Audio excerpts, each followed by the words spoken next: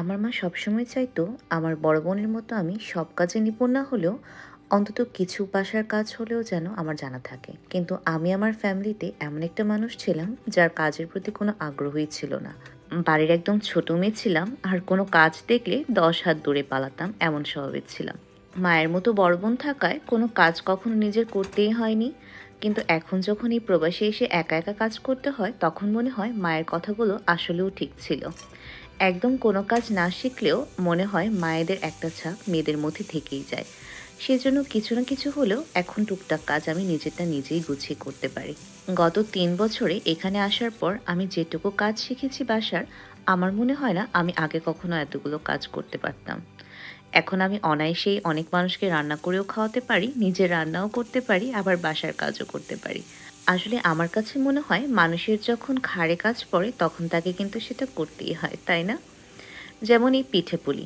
পিঠে-পুলি বানানো তো দূরে থাক, পিঠে-পুলি বানানো দেখিও নি আমি কখনো ঠিকমতো। সবসময় মা পিঠে-পুলি বানাতো আর আমি মজা করে বসে বসে খেতাম। কিন্তু এখানে আসার পর পিঠে-পুলি এত বেশি মিস করি যে মাঝে মধ্যে মনে হয় নিজেই বানিয়ে ফেলি। যেহেতু এখানে দোকানগুলোতে ফ্রোজেন পিঠে-পুলি পাওয়া যায়, ফ্রেশটা পাওয়া যায় না, আর ফ্রোজেনগুলো খেতেও খুব একটা ভালো হয় না। সেজন্য চিন্তা করলাম যে নিজেই বানাবো। আমি আগে কখনো পুলি পিঠে বানাইনি। সেজন্য ওইদিন খুবই আনাড়ি হাতে পুলি পিঠে বানানোর চেষ্টা করলাম। আমার জানা মতে পুলি পিঠে বানানোটা খুবই সহজ কাজ ছিল। বাট সেদিন এই পুলি পিঠে বানাতে গিয়ে আমি বুঝতে পারলাম পিঠে বানানো এতও সহজ না। কিন্তু ক্রেভিংস তো আর কারো কথা শোনে না।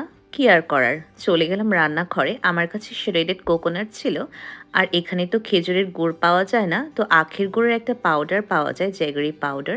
আমি সেটা বাজার থেকে নিয়ে এসেছিলাম। ২ টা মিশিয়ে আমি পুর করে নিয়েছিলাম। আর সাথে হচ্ছে চালের আটা দিয়ে গোল, গোল রুটি করে নিয়েছিলাম। যেগুলো দিয়ে ভালো করে সুন্দর, সুন্দর শেপ করে পুলি পিঠে বানিয়েছি।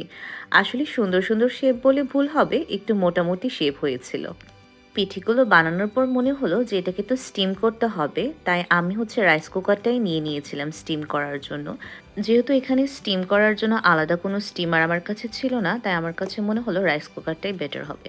আমি এখানে ৫টা করে রাইস কুকারের যে স্টিমারের নেটটা থাকে ওইটার মধ্যে পিঠেগুলো দিয়ে দিয়েছিলাম, আর প্রায় ৫-৭ মিনিট পর্যন্ত স্টিম করে নামিয়ে নিয়েছিলাম।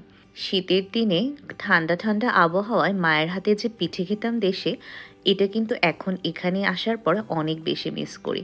মাঝে মধ্যে মনে হয় এই প্রবাসে কোথায় পাবো সেই পিঠে। সেজন্য নিজেই অনেক সময় আনাড়ি হাতে বানিয়ে নিই। এই ছিল আমার পিঠের ফাইনাল লুক।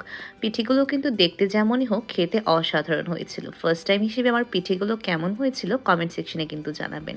চলুন এই পুলি পিঠা খেতে খেতে আজকের ব্লগটা তাহলে এখানেই শেষ করছি। আবার নতুন কোনো ব্লগে দেখা হবে। Thanks for watching.